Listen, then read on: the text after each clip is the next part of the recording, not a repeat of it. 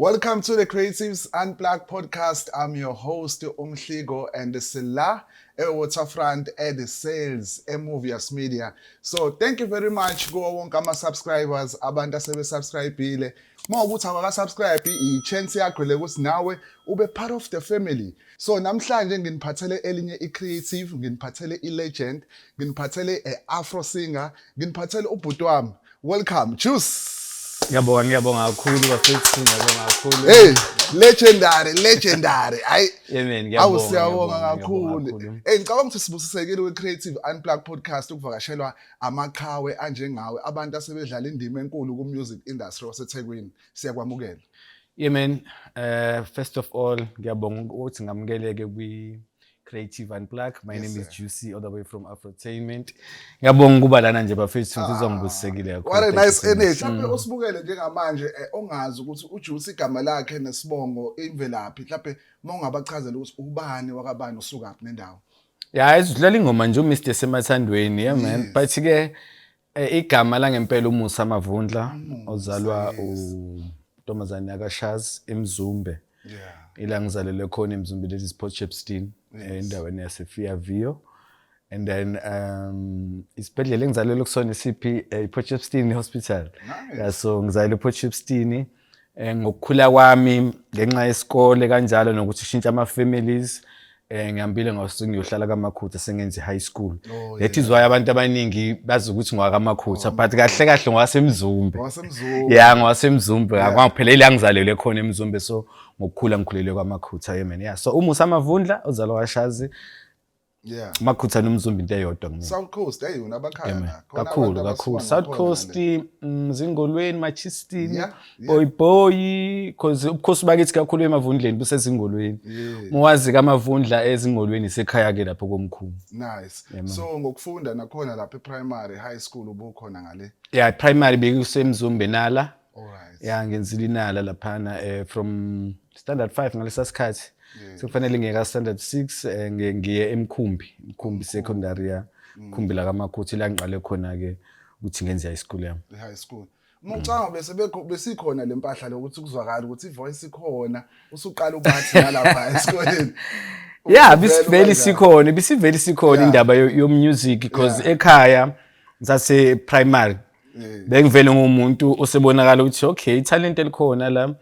Because I remember ukuthi ukhulu ozaluma she will call me mhlawumbe khona abangana abamvakashela because ube umuntu onesonto so evakashelwa abantu lapha kumuzi nje ongena abantu befika ekhaya bavakashe baphume so I'm one of those ingane ezithi mayibizwa kuthiwa uzocula le ngoma ucula ndlala lapha so ngasho ukuthi into endala indaba yocula into endala ngifike eMzumbe ngawumuntu futhi olusayo kwagogo buthola ukuthi ekuluseni duka inkomo ngenxa ukuthi mina ngiseyintabeni ngiyayiculela ngiphethe isigini you know.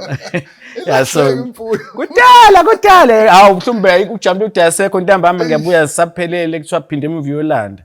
Yabo so yeah man into endala solungu nje ngazala music ubele ukhona. And then mawuqede esikoleni mhlawumbe khona la uke wasifana khona noma uvele wangena usungena grade 12 ngokuqede eMkhumbi. Yes. Ngibe nenhlanhla yokuthi bese ingase kuthiwa inenkece yokuthi ukwazi ukuthi uqhubeke yabo ngalezo khathi i-family wise bengekho right financial so I have to ukuthi ngithi kumancane I think kube unyaka wodwa ngoba high school ngitholile igroup ebizwa ukuthi Young OJs eyenza igospel yakaMakhutha. That's when ngiqale khona ukujoina yona ngithi ngifunda ngala esikoleni kune group engibhizi ngathenda ilokhuzu music nasesikoleni iclassic la sibe sicula iclassic amakwaya after school you have to go abanye begodo wena ugoduka kufanele akukhumbula amakwaya kwangadlala uthisha kulanda eclassini uthisha athi hey ngifuna igenge yami ize anigoduki nina yemen yes ekseni yes exactly so ngiphile leyo mpilo leyo mangiqeda isikole kwa ukuthi akukho kufanele ngikwenze ngenxa ukuthi uyengumuntu obeyihustler ngala igospel ngala ngiyaphanta emajaldini yabo because vele ngumuntu obeyiphantela nje yabo ngisebenzele emajaldini ngala ngiyabamba ngala kwakhona isikhathi la ngithola ephepheni ukuthi kunama auditions la ePlayhouse oh nice yabo aka music so I have to ask igenge yasekhaya ngilekelele ngemali, bangilekelela ngemali yokugibela ngaya ePlayhouse. Playhouse mangifika khona kaMbongeni Ngema la. Oh, okay. Auditions yaKaMbongeni Ngema. Fike ngiyacula lapha ngiyadansa ngiya-actor. Mbongeni Ngema uthi no khona into ekhona la siyakudinga la. Yasiqala kanjalo ke. Ngiyathukela nesuthi ngize ngihlangane nobaba Mbongeni Ngema. Kwakuthi mangibuyele ekhaya ngiyabatshela ekhaya ukuthi hawu sengibizwe kaMbongeni ngaphathi ukuthiwe the first thing ekuzofanele senze fanele baqale basiqeqeshe kuqala. That is when ngijoyine khona i-academy ibizwa ngokuthi committed artist yakaMbongeni Ngema. Yeah, from ama auditions kwathiwa before uzuqale nje wenze ezinye izinto uzofanele ube ukuthi ya trainer for like 3 years. Belini bambanyeka babe banifake kwi theater babe banifake stage ba-check ukuthi uba use right. Nami ke ngibe umunye wabantu ababonakala ukuthi khona into abayizele futhi abayibonayo into abayizele ngoba bengi-committed kakhulu. Bengenza sikhona bengikhulula because yabona indaba imali yokugibela. Yeah. It was very tense because fanele ngicela ekhaya sometimes abanayo. Yeah man. Yeah. So we academy it was more of theater or music when at that time. Bekuyikona konke. Bekuyikona konke. Theater ngiyakhumbula. Ungema ukwenza konke. Yabo nje isikhathi so Sarafina. So Sarafina isikhathi seyingoma zamandiya. Sonke leso sikhathi nje hayi bese ngivele sengiphakathi yami. Yeah, because ngiyakhumbula nami ngikhamba kwesikhathi kusebenzisana nabo besebenzisana no sisithandekile. Yes. Oh mom cry. Yes, sisicry thandekile emqadi. Kwakuyi management yakhulu. That is mesifuna ipayment sithi hey thandekile. Sisithandekile. Yeah, it was an amazing days ngiyakhumbula. Ungikhumbuza ngoba nami khona ingoma engigcine sengikhiphile ethi uthandekile. Oh yeah. Hey akajabulanga kanje sisithandekile. Hey, she's so amazing. Yeah, kakhulu.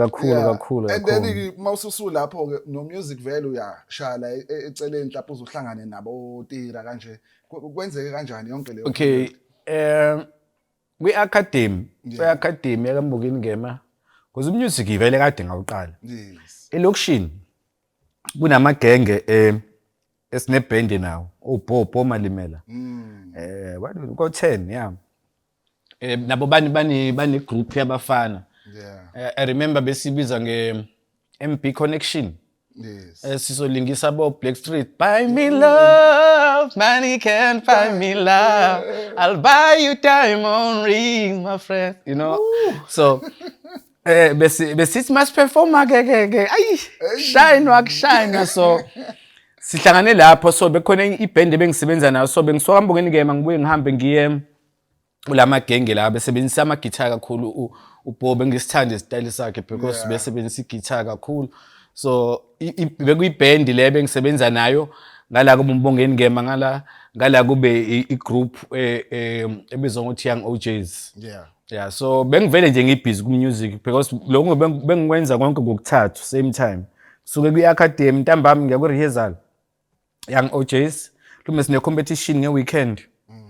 So fanele sihlangane mhlawumbe kiwe elwandle kuyojinya olwandle yonke lokho kuyojinya lokho ama vocal training yonke leyo mpahla leyo bese busy nayo and bese banquma ke ama competition bese banquma kakhulu ama competition show number 1 yeah abanye bebenyula bekuthiwa amhlawumbe uthola ukuthi ama group awu20 computer now abanye bebeze banyule kuthiwa ngeke sikwazi ukuthi sizocompete because kuyaziwa vele ukuthi ubani number 1 you know. So italent liqale kudala not now. Yes. Eish. So ngifuna ukuthola la ukuthi from there mhlawumbe khona something enikhiphile ni group like erecordiwe noma uqale wasujoina ke any recording label. Noma bese recorder lokho recorder kwethu bekurecorda lokhu yabo lokho recorder lokhu bedroom studio yabo. Yeah man, exactly but not ukuthi sibe kuma sales no bekumnandi ukulalela nje ukuthi mhlawumbe singase siye goal siyobheka ukuthi ubani ongasayina yabo bekuyinto enjalo nje but ngaleso sikhathi mina bese ngivele sengigxile kakhulu kuMbongeni Ngema because bese ngibona ipotential ukuthi okay khona into ekhona la. Yeah. So first recorded track owayikhipha mhlawumbe usakhumbula ukuthi kokwenzakala eyaziwa abantu nje. Ngisho ukuthi yaziwa abantu but ngangenza sure ukuthi la ngikhona Petit CD faka yabo. Ngiyibona leyo mpahla. Ingoma ngayirecorda was it Adams Yeah, khona ngarekhodi Adams, khona ngarekhoda noBo. Ubo, okay. uBo Malimela. Sijwayele ukudlala sasibiza nge-MB Connection because ngangumusa noBo. Yeah. So we'll call ourselves MB Connection. Your love is like a waterfall pouring down my head and I need some more. Your love is like a sunshine in the sky shining down my head and I need some more. You really are so beautiful. You absolutely wonderful. So besishaya ngesiginci no Yeah. besishaya ngesiginci sibe live mina beki i-mic yakhe ngala nami ngibeka i-mic yami senze leyo Joyce leyo ngangiyithanda ke yona because ngangitshela ukuthi nje sawupopa ngayo somewhere yabo but yeah iyona ngoma engikhumbula kahle. Yeah. And then which one yaqala yangena kubantu radio or abantu laba ba-recognize khona ukuthi okay nangu umculo othize njengoba lapho usuyiqala kosuyibiza nangoJuice. Yabona ke ngaleso sikhathi ke ila angisho ngingene kwi-committed artist. Yeah. Ngafunda ngaqeda then babungeni ngema wayesethi no. So ngichoose eclassini nibe mbalwa esiwahamba nani sinifaka kwiSarafina sitimela saseZola ke nibone nani kwenzakalani. Yeah. So I was one of those people nami engathi ngachoose ukuthi okay nawe uya kwiSarafina so Torisha nje nawe la Store nje nawe Store yabona nje kube mnandi kube njani ngimi isitimela saseZola ilanga hlane khona nomamleleti Khumalo na wonke ama actors lawa sekhona manje Lebo M wabobani because besihlale eGoli eKaras Hotel. Yeah. Ama province amaningi ala eSouth Africa sihambe wonke because bengena kona wonke ama theater. Yeah. iSarafina noBongeni Ngema. So ngicabanga ukuthi ingoma yokuqala engibe neopportunity ukuthi nje ngiyenze bese iba sebantwini ingoma engenze neAfro Soul. Kade ngizula ngifuna ofana nawe ngaze ngamthola nangodali wami. Yabona? So iyona eyokuqala eyakwazi ukuthi ingene ebantwini because bese ngitholile recording deal ne-Afrotainment of which uMr Khathi. Oh, okay. Yeah. Yes. Uyena okwazile ukuthi nami ngiyibone okay iTV okay nami iphepha yabo. Yeah. Yeah utira kakhulu ebantwini bangaphandle and then kwi-theater ubaba uMbongeni Ngema. Yeah. Kakhulu. uMr Khathi utira ukuthola kanjani? Mhlawumbe khona lento othi wahambisa iCD or ukuzwe somewhere mhlawumbe ushaya wathi no this voice. I think ikuthu ikona lokho kokubili because elokishini bengibuye ngihambe ngekhona studio bengijwayele ukuya kusona somunye uDJ wathi DJ Smile into enjalo nje may so rest in peace sobaphanga la. So bengifike ngirecord kuyena athatha ingoma bese yise eGagasini kanti eGagasini ukhona uTira no Socks I think bebengena u627 uDurban Finest ngaso sikhathi. Durban Finest. So kanti vele sesiqalile as iAfro Soul siya recorda e-studio yabo. So kusho ukuthi ulo DJ uthe mefika lapha yana wafike wadlala lengoma le. Methi uyabuza uTira uthe le ngoma iyashaya ubalocula la. Yasho lo muntu uthi hayi umunye umjidi waselokishini umusa. Wayezathi umusa ompofu. Umusa lo mpofu sho lo mpofu. Yes umusa ompofu. Okay. No sengiqalile yazi ngiyasebenza nalwamjida lwana. Khona into ezayo so kwakuthu ukuthi ngala ungizwile kanti vele sesivele sesitholene naye. Ukutholana kwami naye sitholana ngobhuti ekuthiwa uSargent Malisha naye owayekade kwi-committed artist. Yeah. Mina ngifonela nje uSargent Malisha naye asekho may so rest in peace uthi mina avundla nangu uTira ngala ethu ufisa ukuthi avule igroup ezoba iAfropop since iMalaika sezama ukuthi ithu kanje yabo so Thasimbe khona into esingayizama abafana nje aba-2 nentombazane e1 awubheke lapho uthini esingaqhamuka nayo. So uMalisha wasefonela mina wathi awuze mfethu sibone khona into esingayenzani la. Fonela uSabelo Ngema sahlala istudio sa recorda kwaqhamuka igroup ekuthiwa iAfro Soul. What? Naye uNgema wakangema yabo saqala sisihlanga from committed artist sesi group ngala we forming Afro Soul. Yeah. ye-afrotainment. So Afrotainment ngaleso sikhathi khona i-Durban Finest sebekhona noSindo. Sebekhona uSindo basebasho uSindo Big Nazi sanda kufika ofisherman abantu abaningi sebeqalile ukuduma thina safika yabo. So yiphi track nafike nayishaya lapha eAfro lapho owaqhamuka ngayo as uJuice mawukuthi akukho esikushiya before i-Afro Soul. Angeke ngithi after i-Afro Soul. Afro Soul, yes. Yeah, I won't let you go mfethu. I won't let you go. Angizange ngizizwe kanje empilweni yami. What a classic. Yeah. Yeah. Nayo futhi angizange ngitshela ukuthi izoblow up, bro. Lutho. You know what happened? Utira nje just called me.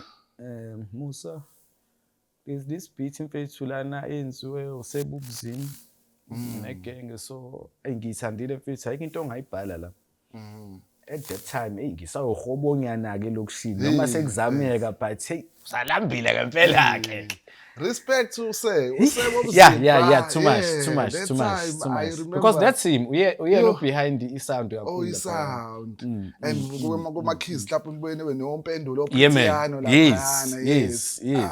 Kakhulu. Those times. So mayiphuma ke le track le iphuma and the album senihlele album noma it was a single. Iphume yagcina isingena kwi album ya DJ Tira. Oh yes. Yeah, ngibonile le tojana ingikhumbuza kudala ivideo yakho. Yabona umuntu yabonga kakhulu. And then kwaba isingle yaTira. Kwaba isingle yaTira. Sahlala phansi noTira ezintwana nami ngifikela ku-industry akukho engisakwazi ngisakufundile so this is the opportunity mfethu. Engoma yakhe yashisa afana into oyibhale la iyabathinta abantu. Yeah, it's unbelievable because naye wayesedropha naye so ngambamba ngamuthi wefukuli brass ngayizama ukuthi ngayifukuli brass mfethu yaphakama yabonga futhi wabonga kakhulu kwayisikhathi sike ngibona ukuthi there is something about me. Yabonga isawumusa kwaqhamuka negama lelaka Juice. Liqhamuka kanjani lela Juice? Iyona lengoma nje. Iyona lengoma lengiyibhale beyibhala umusa. Moyichecka nje ibhala umusa. Ibhala umusa, yes. So kube khona isikhathi sokuthi uTera no asibrand igama lakho manje. Leya musa ayingeke mfethu asithole elinye igama. Everyone umusa. Yeah, bheke elinye igama nje. Bahlangana benoMampintsha ngathi ngiyabuzwa nami ukuthi mina ngichoose liphi. Bahlangana noMampintsha kangezo sokuthiwa hey igama lakho uJuice wena. What? Kuthiwa no Juice igama lakho fana ngekudabula qatha ama fruit lapha. Bonje la qatha ama fruit la so asisebenzisa uJuice but singawenzi sikwenza uJWOCY. Yes. Yeah. So from then ke akubange ngisabheke emva because kube khona njoba tuyidlala nje usemathandweni. Yeah. Letha uthando lwakho lapho ngone ngathi nguwe lo. Yeah. Ingoma engayirekhoda kanye le usemathandweni naleyo inguwe yes ngiyenze same day studio kwi-session studio nje yabo sosuku oluyi-1 enze ingoma ezo-2 same time semathandweni nonguwe lo. Yeah. And then iqhubeka kungena osama lapha. Okay bese ngishibilika ke because i-Big Nazi ngalabe i-business album yayo DJ Fisherman be-business album yakhe uTwitter DJ Twitter be-business ne-album yakhe so bonke lama album bekufanele kube khona ukuthi track engizofaka something kuyona kube khona into engizosupporta ngayo kuyona as a vocalist. Yeah man. Mhlawumbe nawe lapho business yakho i-album they would even call me angisabhizi ne-Afro Soul. Afro Soul ngisabhizi ne-Afro Soul. I-Afro Soul ayiko decide ukuthi kwenzakalani. Yabo. Yeah man. Ngiyabona ususebenze nabantu abaningi abanye aba-legendary. How was your relationship with the Big Nazi abo R laphana? Like the whole team at that time, bro. Ngoba uyabona uMampintsha was very creative guy. Bonke sebehlangene, it was an amazing journey. Bekuba kanjani manje nonke studio? Bekumnandi mfethu, bekumnandi nje kakhulu. Because yabona abantu bebe creative behlangene ndawonye. and beyithanda into abayenzayo abengalalwa bengalalwa nje besenza sure ukuthi asilali olele unikezwe leso sikhathi abuye avuswe in fact uma ulala bekufanele wazi ukuthi uyakweleta engomeni so kufanele uma uvuka ubuza uzovala leso sikhala sakhe otherwise usele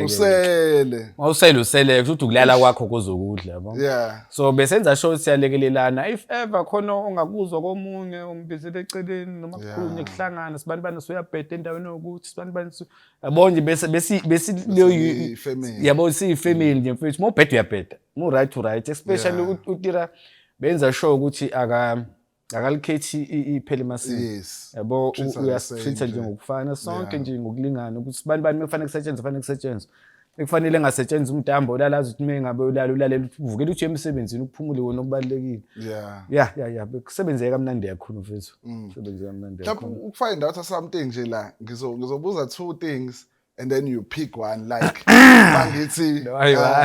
mangithi house or gqom you pick one between the two ihouse noma igqom oyithandayo ngiyahlapha ukuthanda mfethu ngithanda konke but ihouse ngisayifela namanje house ngisayifela ihouse ngithi piano mhlawumbe ne afro soul because kuyafana ishintshe nje leya nto leyana lapha la kwilokhuza kwi-beat ngithi kwaito and hip hop kwaito yeah and then ngizothi slow jam nayo futhi afro uhamba kanjani ayi slow jam phela asi slow jam you know it's slow jam because you express yourself nje ngendlela oyithandayo because the reason why ngibuza kanje these questions I'm looking at your journey and your selection kwesinye isikhathi ngoba kahamba siyeza lapha ku Love and Dance which was a very nice music ongahlala udlala unomama lapha but mawuthi uyabheka futhi there's these sounds the house ekuvele uthi mawuthi chorus lakho likubuyisela kona kwi-soul likubuyisela kwi-afro kodwa manje ula futhi kwigqome ula kwi-house it's so amazing mhlawumbe mawubhala you think of love songs or you think of different topic in general ngiba generally yabona mina esikhamba so R&B yabo slow jam Nyoma lima ngifuna ukubhala ngazi ukuthi yabo ngijulile ngidlala le ngoma zakudala yabo lezi ayingoma lezi yabo ingoma zakudala lezi sayiculwa lezi or else ngithathe nginikeza impuzo engibhala ngayo nje noma ngithathe iBhayibheli ngilibeke la bese ngiyalifunda so if ufunda iBhayibheli then ucheck ingoma zothando nokha kanjalo angithi kube ubaba osezulwini then sathi ubaba osezulwini umnikeza umuntu wesifazane or umuntu wesilisa because uthando lonke so your first album man kambe bekuyiphi Definition of Soul it was a mixture of different sound bekuyimixture ihambe kahle futhi shame noma ungaphushekanga ngendlela but mina abantu abanayo nabasayisebenzisana manje bayithakasela kakhulu which yipi ingoma yablowa kakhulu ngaya ku KO khona ingoma engenze no KO laphana iphupho lami ukuba ngihlale nje yes and then ngathatha I won't let you go ngayenza aba slow jam ngayifaka khona ngalando Malaika ngalando Robbie Malinga ngafaka sasebenza kusakhona odemo namanje basakhona ngalanda igenge eningi nje ngisebenze nayo lapha igenge yase office oMampintsha ofisherman kwagcwala nje kwayi album egcwele impela futhi abantu bayithanda kakhulu and then ke mawususuka kuyona khona esinye stuff wasiqala wasirelease noma ubusufocusa na kuma feature bese ngifocus kuma feature because bese nginayi album bese ngipush album bese ngithi ma feature it's album ngithi ma feature and then kwalandelani 11 Dance 11 Dance 11 Dance because there's 11 Dance there's Soulmate ngoba khona le oyishaya no lentonjane no uDJ Sindo, Isley Brothers, ngiyacabanga khona noZakwe. Ngiyavuma ngonile ngokungaphathi kahle. That's another classic. Well, I didn't mean it. It was your song, that one. Not exactly. Kwenzeka into ejwayele ukwenzeka nje. Ufonile uTira wathi ayikho iverse ichorus ongalenza la mfethu. Yeah. Yabo isayodwa. So kwavula qhamuka leyo nto kumina. Ngiyavuma ngoni. Okay, bekuthiwa ngibhalele iJesley Brothers. Yeah. Oh yes. Yeah, bethu uTira ubhalele iJesley Brothers ichorus la. Chorus. Sizwe ukuthi bazolithanda yini. Ngaqhamuka leyo nto ke leyana. Ngiyavuma ngonile. Yaphindelwa kwiJesley Brothers bathi mebeyilalela bathi ngeke basakwazi ukuyithinta. Bathi no. You need to do it. Ngeke sakwazi ukuyithinta i-right njena nje. Si right nje idedeli injalo. Akafonela uTira wathi hayi thiwe sekuyakho ke le ngoma le ungasayenzi lutho kusho ukuthi siyayithatha ke. Yangena kanjalo sayenza kwabeya kaSindo. Bakhona nabo yaSindo. Yeah. Bakhona nabo ababekhona e-studio bafaka amavesi. Not exactly ukuthi babe khona because nami ngafike ngafaka leya chorus ngadedelela kwathunyelwa igenge le uZakwe khona uZakwe nobala phana because ngase ngivele yasisiguqa nje yabo kukhona leya nto kuphela. Ngiyavuma ngonile ngokungaphathi kahle kwangena uArmashesha yayise brand new day. Akufani nayizolo yeah. Futhi bona bayithathela kwi-chorus ngase ngiyibhalile bese babhala amavesi wabo. Yeah. Hey, amazing songs. Cause my namanje ngisayithanda ke leyo ngoma. I didn't mean it. I didn't mean it. Oh. Khona nenye classic engikhumbulayo yenze usisi Nomcebo, uNomcebo. Oh yes, nguwe. Yeah. How was that experience cause na iphume nje ngesikhathi esright. Eshisa naye iJerusalem. Wayishisa kakhulu lezo ikhathi. So how was the process nendlela enayisebenza ngayo le ngoma? Ngicabanga ukuthi angikubonge nje mfethu ukuthi ngisondelana nabantu abafana noTira yabo. Because uye futhi wathi hey hayi uNomcebo wayo-record e-studio. Wayo-record e-studio seyirekhodile ingoma siphelile nguwe. Ngaqhama sengithi mina from iJerusalem yabo usevele useyashisa. Namhlanje usebenzile wangaphela amandla. Nalezo thuku zothando because before si record siyahlala ngaphandle sixoxe. Yeah. So lathi umuntu uzokuvulela isifuba uthi mfethu yabona wangila. So uSinomcebo is one of those sisters okwazi ukuthi communicate naye akutshela ukuthi ngibuya kude mfethu.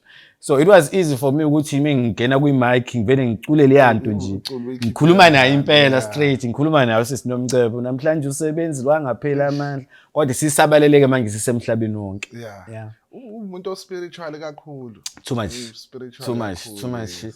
Khona ngesiyenzile nje isabekiwe na uNomcebo. Ngicabanga ukuthi as time goes on mase amadila sehlangene kahle bazoyizwa abantu. Nandi futhi. I am looking forward to this. Umakoti wakithi loyana. Yeah, looking forward. Wow. Uselwini usiya esikhuleni ekhaya. Siyabonga, very humble somebody. Hey, very humble somebody. And then ngabona enye feature kade ngingayinaki leni ufeature share I think uQuesta Duncan. Uthando. Uthando. A very nice storyline there. Even on the video, the acting on point. Iqhamuka kanjani? Wonke lamantombazane alidinga uthando. Iqhamuka kanjani leyo concepts le? Yake yabangwa kwi-social media. Ake yabangwa kwi-social media kwashuba. Yeah. Kwangathi ngintshontshile. Ngayithatha ngayise enkampanini ayibhalwanga umina. Sengiqale kade ngaqala ukubhala sengaze kubangwe le yanto. Hayibo. Ukuyiqala ingoma iqale Adams yabo nami ngithi ngoyisizela intwana eAdams ngafike ngalibhala ichorus I think bekhona mina no khona ubantu baba oMaskandi ngimkhohle igama lakhe but bekhona uba oMaskandi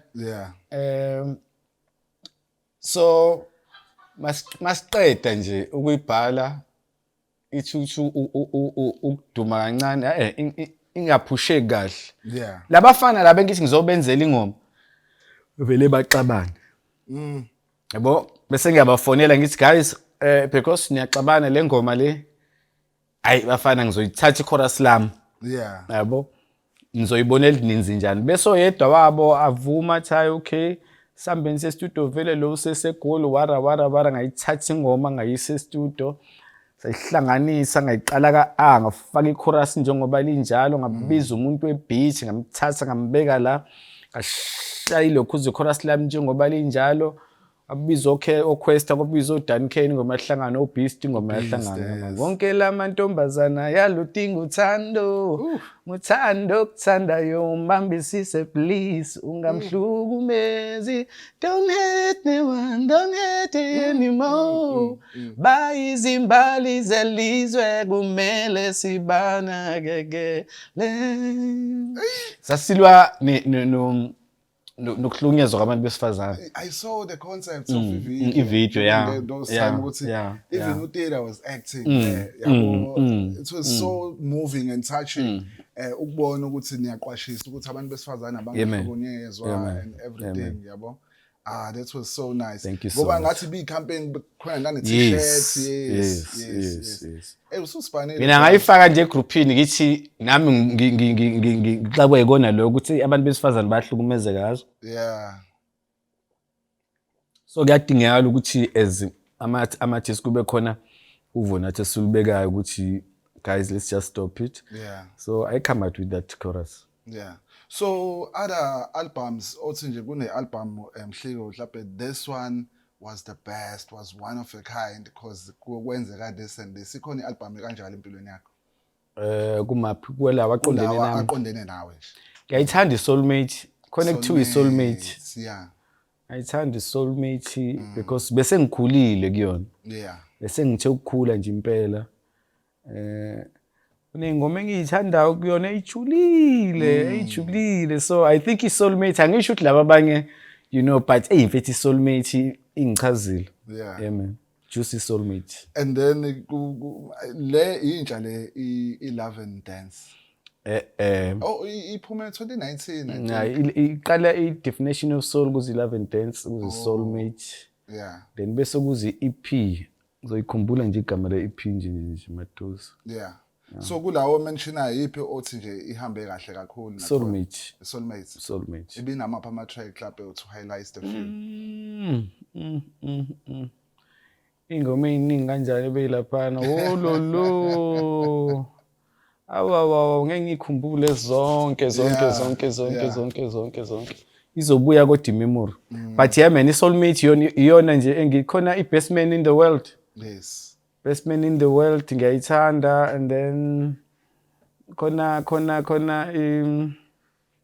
ngiyakhohlala babanye but mina ngicabanga zu 9 or 10 phakathi.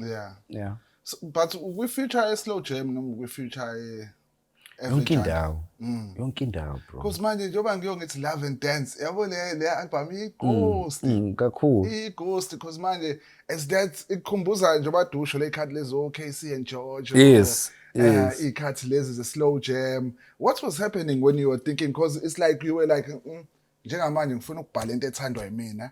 I'm just shifting to what I need to do. Ngingalibe mhlawumbe ngifeaturation.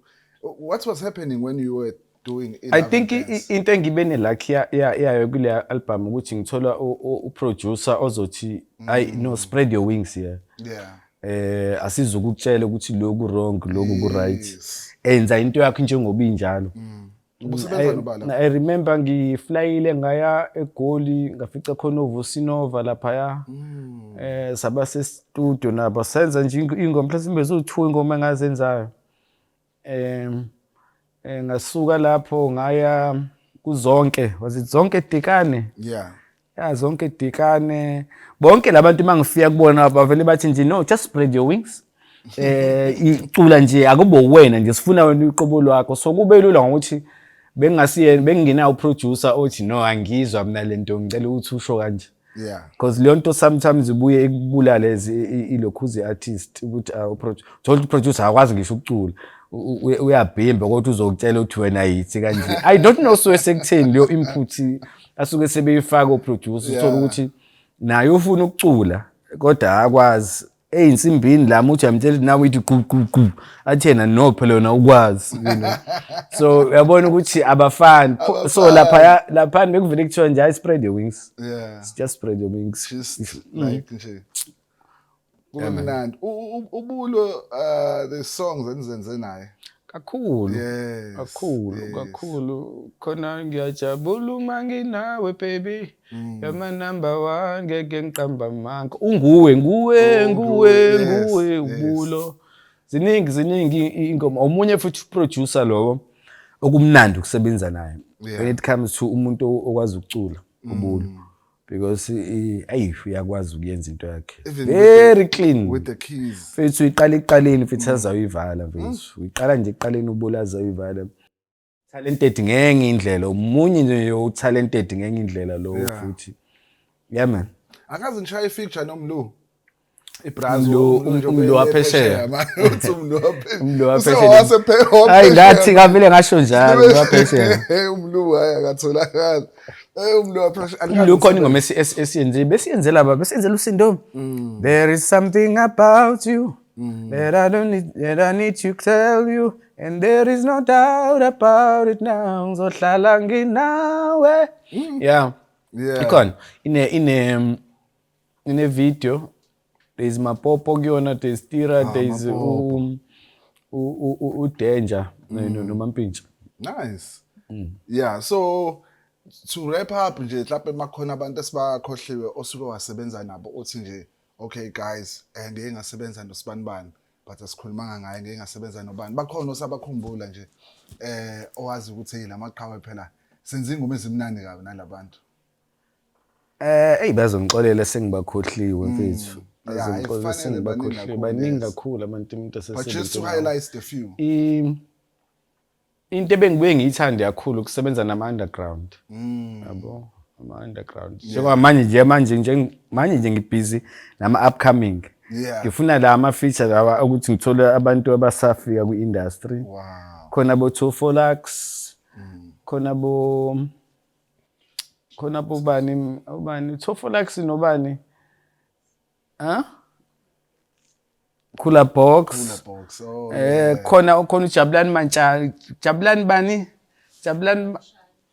Shande Matshane oh nice yeah khona nabanye engisabele ngibhizi nabo khona iDSB into aningincane nje nayo ezizamelayo so njengamanje ngibhizi nabo that's very amazing yes ngisebenzele nabafana bepiano ubani 99 isiphithiphithi angizange nina into njena uyazima nawe ndiyafila I wrote that song sondela kancane nesithanda ukuze mina nawe isiphithiphithi yeah sebenzile noMalungelo mina baningi yiphi ingoma enishana umshunqisi ngakungeke nashunqisi yeah khona umlilo khona umzimba onemali yeah that was a smash that was the track even when I saw the video that was like smash shit food yeah like in passage no tips no tips yeah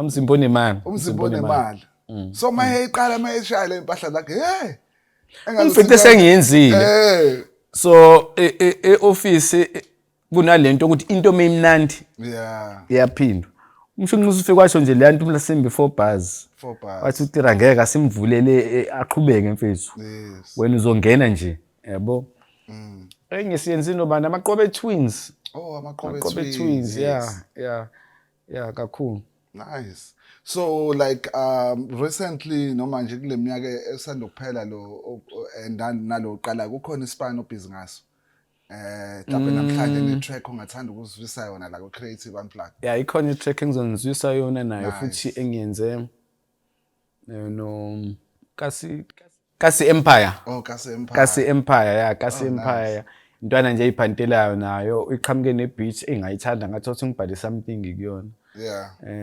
ngibhizi ne-Juicy One Man Show oh nice I'm busy with ama-activations akhona ngibamba ngiyayeka nje izoba nini One Man Show fanele ibe 3 May yeah uma ivenue yami ungaku finalize kahle yes but bayathembisa eCapello laphana eFlorida Nice. still ukuthi senze ama-final meeting sivumelane sokwenza kanjani. Yeah. But okubalekile manje i-Juice One Man Show nesingili le engakoyiqamba ukuthi ngizothini igama layo lengenze noKasi. Ngibeni ngibhizi ke studio kakhulu ngiphelele e-studio because ngifuna ukuthi at least makufika i-Juice One Man Show kube khona ingoma ezinje ngizobe ngiyiperforma khona. So ama rehearsals ngala e-studio bese ngishaya ama meetings e-Juice One Man Show.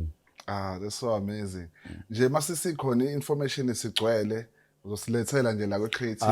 So creative, I'm coming again. You know, base kuseseduzane nje. So I really enjoy ukubona ukuthi umuntu onentshisekelo kubantu abasha, youth, even the upcoming artists ukwaveza, because that's why we even created this platform for ama-artists angaziwa namanye aziwayo for ukuthi sikwazi ukusizana sama-artists aseThekwini, sama-artists akhona la eSouth Africa. So this is a platform nje abantu abanjengawe but ukuthi akuvele nokumuntu okubonayo ukuthi you are willing to work with unsigned, unknown, underground, you know. Omunye angavela athi nje ngoba sengisebenze nabantu abanjengotira ngiphume Afro angisabuyele emuva, but you choose to go back uzo-nature italente uzogqugquzela the youngsters. So any message to them before size ingoma lo siphathelana, i-message kubantu abasafuna ukuyibona beya somewhere ngomculo? Ekho umuntu engimthanda nje ngumuntu onentshisekelo ukuthi alungise impilo yakhe ibe right. Yes. It's either uyilungisa ngomusic noma uyilungisa noma ingani, because the more ugqama ukuthi uyabona ubonakala ukuthi uyakwazi ukuyilungisa into yakho. Baningi abantu abaqhamuka benesandla ukuthi bakulekelele ukuthi ukwazi ukuphusha kuye phambili. So most of abantu engisuke ngisebenza nabo abantu engibona ukuthi hey banentshisekelo ukuthi baphumelele kwa music, banentshisekelo ukuthi bayibone be right nabo kusasa bonke imindeni bekwenza konke okufanele kwenziwe right ekusaseni. So engingakusho nje ukuthi ababe nenhlonipho yaka art, kusetshenziswa inhlonipho la nokubekezela kakhulu. Ukuthi if ubona ngathi khona osokwenzekile okuhle kuwena ungayitshela ukuthi uzohlezi kunjalo. Ngilwazi ukuthi kunama ups and downs. So we have to ubekezele, ube uNkulunkulu phambili, uhloniphe icraft yakho, uhloniphe nabantu bakho because abantu ibona abahobasi bakho. Umuhluleka ukuhlonipha ubasi wakho uzodlana. So it's better. Abanye baye bathi bhanoma inyuka lithi kanje amasondo wala amavili wayo. So make sure na ukuthi uyagodla so that masulenda. That's very profound. Uzoba nca, yabo. So yeah man, ukuhlonipha nje kakhulu icraft nokuthi babekezele, babe focus. Bazazi ukuthi bafunani empilweni. Sikhona so Juicy, we are willing kakhulu ukuthi sibasize nanoma ingane singakwazi basize ngayo if amandla khona. No, thank you very much for coming today. Siyabonga kakhulu. Ukuthi nje umuntu lo muntu oyena. Umuntu wegospel. Umuntu wegospel. Even ukuthatha isikhathi sakho uzohlala nathi today. I think South Africa needs more people like you. Yabo abakwazi ukuthi ba-uplift abanye abantu, bakhulisa abanye abantu. So ngithanda ukubonga nje once again mase ngibonga kuma creative asibukele njengamanje, siphinde sibonge futhi kuma subscribers, si highlight a few kunabantu abahlale besupporta wena bhuti Juice ukuthi ba like baya commenta, siyababona, sinibonga nje ngendlela eyisimanga sesisa reach any level which is isazokhula. And inhloso yethu ngale platform ukuthi sinike nini platform sinikhulise sibonisane ukuthi singaya kanjani phambili. So unganqeni ukukhomenta, usho uvo lwakho, mhlambe mase sivala ngizothanda ukuthi uvalelise lapho batshela ukuthi ba subscribe kwe Creative Unplugged podcast. Yeah man, bafethu umusa lo udumela ka Juicy. Ngiyanicela bafethu ukuthi ni support kakhulu, nenze njalo nje niciphize la kucishizwa khona. Niyabona nani si creative kanjani kuhle le ekhaya, uthando oluningi, uthando olugcwele kakhulu. So I support yenu izobe isho likhulu kakhulu kuthina. Qhubeka njalo nisibuke, niqhubeke njalo nisupporte, nathi sobele sikhona sinikeza izinto ezinhle. Siyabonga kakhulu. Siyabonga. Blessings. Nizwele akusekho nokuthi ngize ngithi bye bye.